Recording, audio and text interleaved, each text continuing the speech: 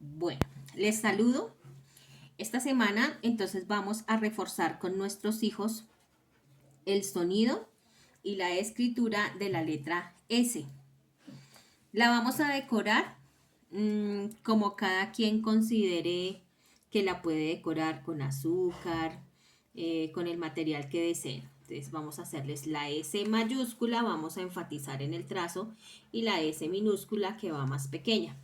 Al escribirla, entonces vamos a recalcarles que la S mayúscula, como siempre, toda mayúscula debe subir al reglón, y la minúscula se mantiene dentro del reglón. Entonces, al enfatizar el sonido, les vamos a decir que la S suena como cuando un insecto no nos deja dormir. Entonces suena S, y les vamos a reforzar la escritura sa, se, si, so, su.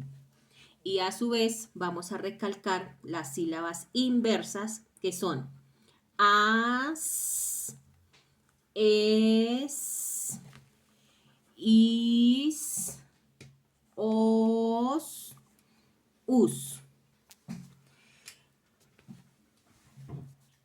La otra actividad es enfatizar el sonido de la S y escribir alternando la lectura de frases con las consonantes MPS, que son las que hemos visto. Entonces, la primera frase: Susi ama a papá y a mamá.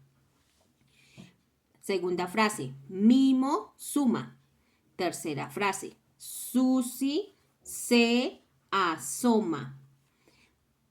Siguiente frase: Mamá ama a mi oso. Siguiente frase: Papá, aquí falta una tilde, papá mima a Susi. Mami mima a mi oso. Y en la siguiente y última actividad del cuaderno ferrocarril para esta semana, vamos a tener en cuenta: escribo las sílabas indicadas debajo. Entonces, le señalamos al chico en un reglón: sa, se, si, so, su. Entonces, en el reglón de abajo, nuestros hijos escribirán sa, se, si, so, su. Y lo mismo con las sílabas inversas en el siguiente reglón: as, es, is, os, us. Debajo escriben as, es, is, os, us. Eso es todo para esta semana.